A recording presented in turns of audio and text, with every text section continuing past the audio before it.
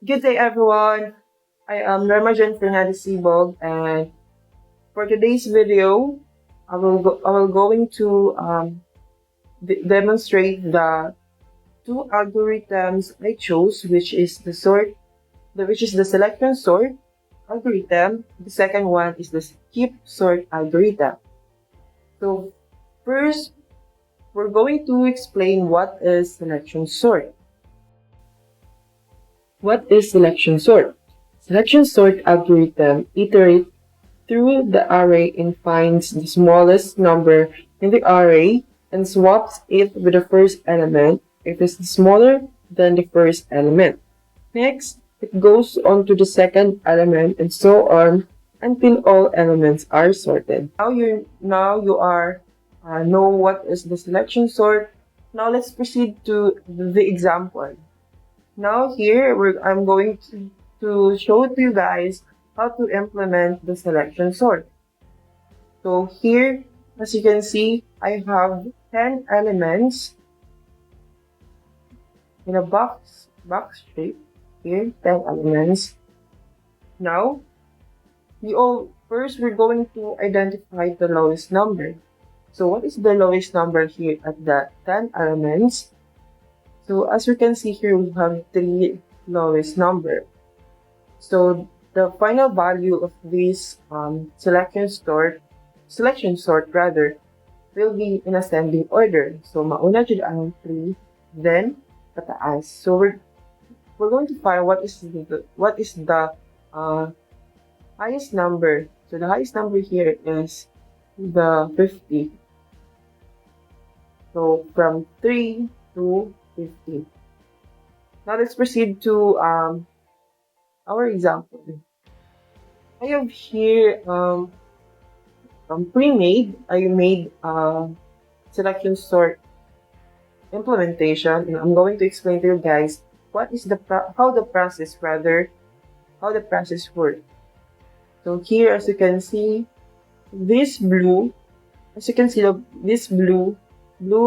back shape is the sorted array, and the white shape is the unsorted array.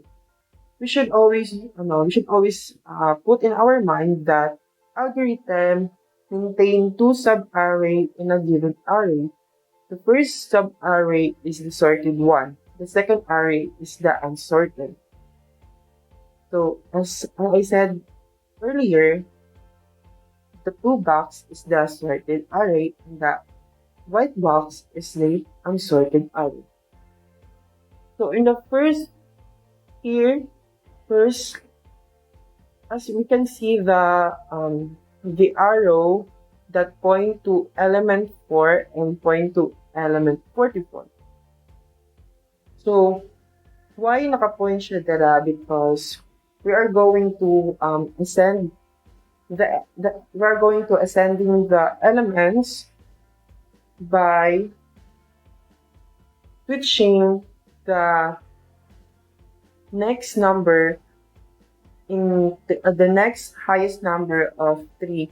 So here 4, ang arrow naka-point siya sa 44. So ang 4 magbalhin diri sa 44. Then ang 44 magbalhin dito sa place sa 4 gaina. So this is second step. Here naka blue box na siya because ang sunod sa 3, ang pinakadako nga sunod sa 3 is 4. Now let's proceed to next element na the next element nga dako ay number 4. So here naka-point ang arrow nato sa 5 o sa 38. So si 5 is sunod sa dako ni number 4. So mag-exchange na silang duha.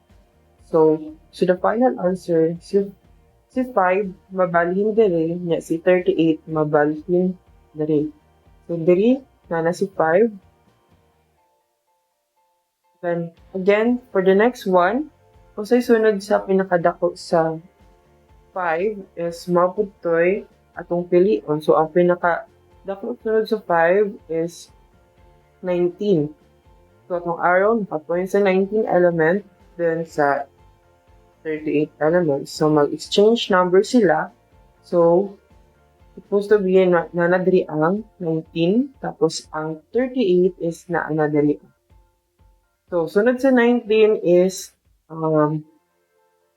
38 ang pinakadako. Sunod sa 19. So, ang 38, nakapoint ang arrow dere, mag-exchange number sila into 47. So, ang answer dyan, nadiri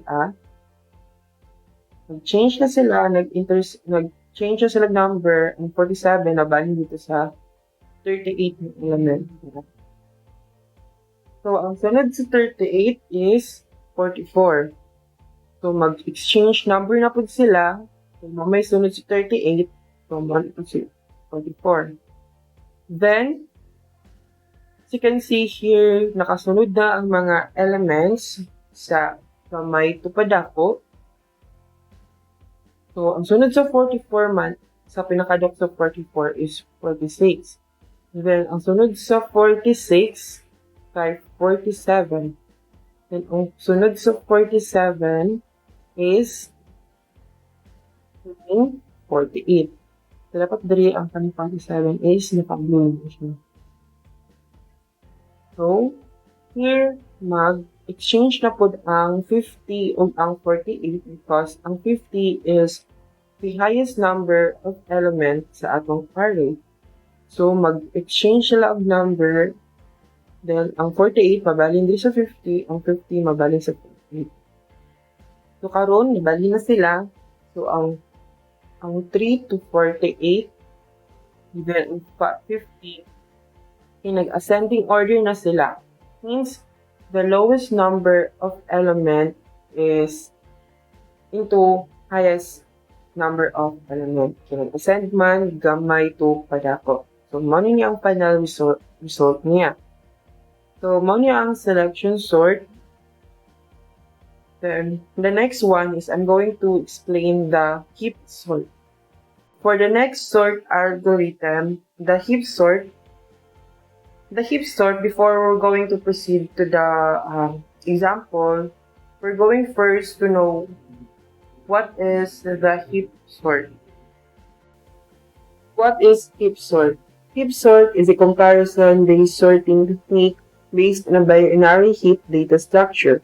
It is similar to selection sort, where we first find the minimum element and place the minimum element at the beginning.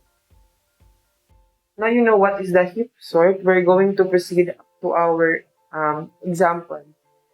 So here I have 6 elements. Then the implementation of heap sort, we're going to add a new node or add elements to the shape circle. So first, ibutang na to una si 5 diri, then si 6. So, kaning blue nga color, magsilbi na siya as pinakadako. O, murag siya ang magsilbi as the grand. For the family tree, siya magsilbi as the grandparent. So, let's proceed. So, 6 is greater than 5 man. So, diri mabalin si 6 sa pinakataas, kaya siya may pinakadako na si 5 mabalin sa baba. Then, mag-add tag new element, which is, the next one is 0. So, si 0 is less than sa 6, and sa 5 is less than sa 6. So, si 6 dapat ang nasa taas. So, sa next one, here, kasi 6 man ang sa pinakataas, mag-add na pagtaog another element, which is 11 and 25. So, natin nakita nga pinakadako nga number sa ilang. So, 25 is the highest number in the array. So, atong i-trace niya if greater ba siya sa ubang element. So, si 5 is greater than, si 25 is greater than 5. And 11 is less than 25. So, siya man ang pinakadako, ibutan na po siya dirian. So, nanadrian si 25. Then, si 25, tanaw na to siya, i-trace na to siya. Si 25 ba is greater than 0? So, true. So, dako si 25. So, si 25 ba is greater than 6? So, it is true. So, si 25, mag-proceed siya sa pinaka-top. Na siya sa pinaka-top. Na si 25 dere. Then, kinanam si 25 dere, atong i-check. Wait. 25. Okay. Okay. So, nalagay dere. Palit sa tadri nga part. So, si 25, siya may pinakadako na siya sa top. Tapos, i-trace nato siya. Diba si 6 kay naman diri si 6. Kung na si 25 diri, wala si 25 diri. 25. Yeah, diri si 6. Ano, 6. Namaba si 6. So, 25 pinakataas. Now, pa i-trace nga, kagita matagmas pinakadako pa kay 6. So, si 11 is greater than 6. So, si 11, magpuli sila sa 6. So, si 6 kaya makati sa baba. Okay. Sa baba si 6. Now, napamantay isa ka element kinabilin which is C. 1. 1. So, mag-add ta og another element which is 1. So, as you can see here, dako man si 1 kay 0. So, si 1, mabalhin siya diri nga kay 0. Pero nabalhin siya. So, mo ni ang result, mo ni ato ang pag-add sa mga elements. So, mo na siya ang form. Now, we're going to proceed to the, mag-remove ta og elements para tapos mag-assign ta og result nila kung tama ba itong libutan. Mag-proceed ta dito sa mag-remove. So, here. Now, here, at itong copy to dito nga part, mo na siya. Mag-remove daw ta og 25. If mag-remove ta og 25, ito sila din.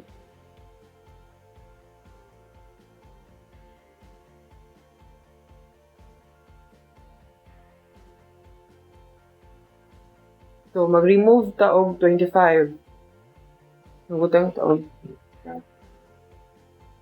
nanana din si 25, naka-remove ito 25. So, ma-remove ang 25. So, kisa may mapuli sa iya ha. Ang mapuli kay 25 kay ang last element. So, kisa itong last element dili kay si 0. So, kay si 0 man, ibali na to si 0 dito sa top.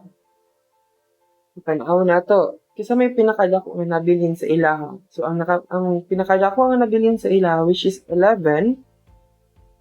So, si 11 is dako sa 0. Tapos, si 1 is dako man si 1 kay 0. Pero, si 11 is mas dako. So, si 11, kaya mag-change lang number ni 0. So, naana siya sa top. So, si 0 na andore. First, we're going to trace here nga part. So, kakita ang pinakadako dara is si number 6. So, proceed na sa next step. So, si 6 man ang pinakadako, si 6 nabalin siya diri tapos si 0 is less than 6 man. Then, si 5 is less than 6. Dako man si 6. Tapos, si 1. So, diri, i-trace po nato sila diri ako. Kasi pinakadako sila. So, dako man si 11. So, siya sa top. Pero, pag i-delete nato si 11, delete nato siya.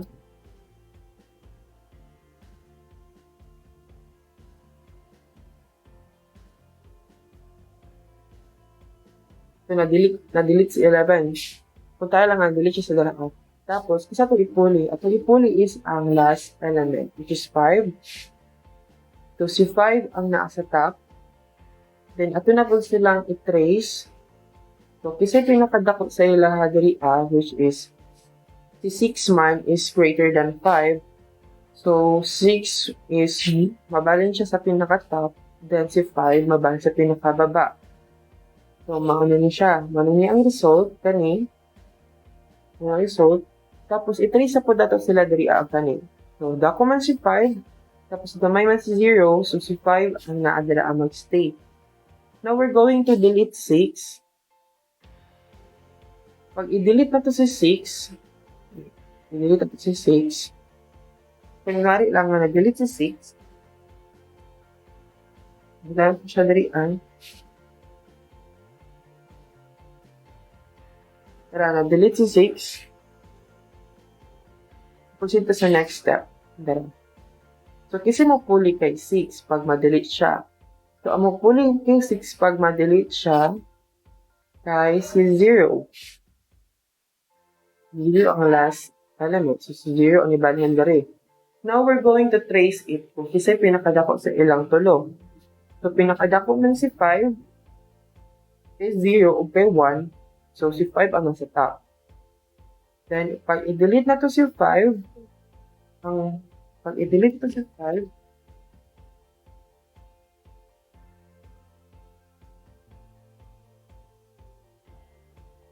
pag i-delete na to si 5, ang mapuli kay 5, kay si 1. Dara si 1. Now, ato siyang i-trace, kasi pinakadako sila ha. So, ang nabilin nga pinakadako is si 1. So, si 1 ang pinaka-top. Pag i-delete na to si 1,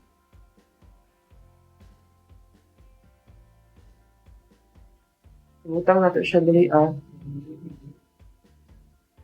So, si 1, ang nadira, na-delete na siya. So, ang nabilin na lang kay si 0.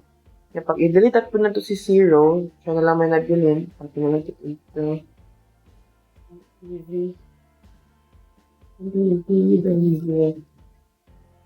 So, muna na siya ang result. Nag-ascending order na, muna ang ascending order.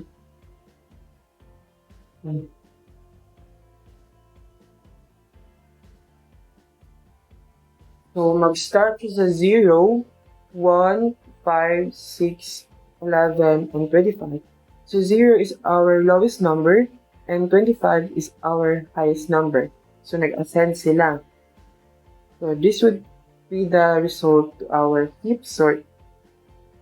And that's all. Thank you.